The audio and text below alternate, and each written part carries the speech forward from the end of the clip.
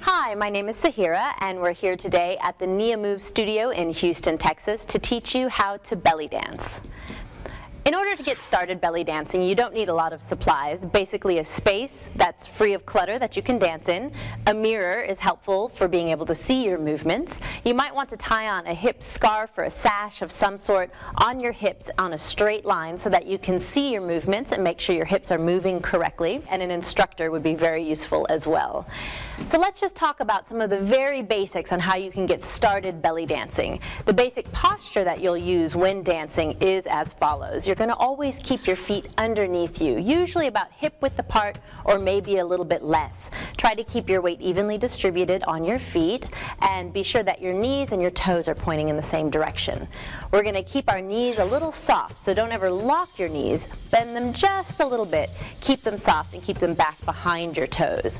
What's very important in this dance is the pelvic area and keeping it tucked in underneath you. So I want you to think about using this muscle that's a couple inches below your belly button and tucking your hips underneath you. So instead of pushing them back behind you and compressing your lower back, you want to create a nice long lower spine by tucking the muscle just below your belly button. Keep the chest nice and lifted. It will help you isolate from your chest to your hips.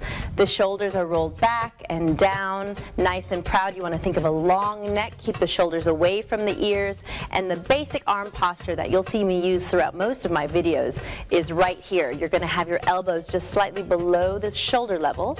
Your wrists are slightly higher than your elbows, and your hands are pointed towards the floor with a little bit of a break in your wrist. You want to keep nice space in between your arm and your body and not allow your arms to collapse here. So nice long arms. Think of great energy shooting out from your arms.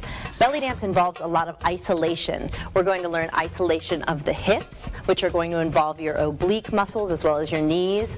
We'll learn isolations of the chest, which are going to involve the muscles in your back and in your upper abs. We also do a lot of work with the belly, which is where this misnomer belly dance came from.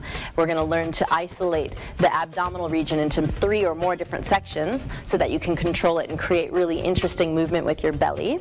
And we're also going to do shimmies of the shoulder, shimmies of the knee, and eventually you'll learn to pair it all together so that you can layer these movements on top of each other. If you're looking to study belly dance long term, find an instructor. DVDs are great. There are a lot out there on the market, but since it's a dance form and it's very physical, you want to be sure you have someone feeding back and looking at you to make sure you're doing the movements correctly so you're not going to injure yourself. So I'm just going to show you a few basic belly dance movements here so you can see what belly dancing looks like.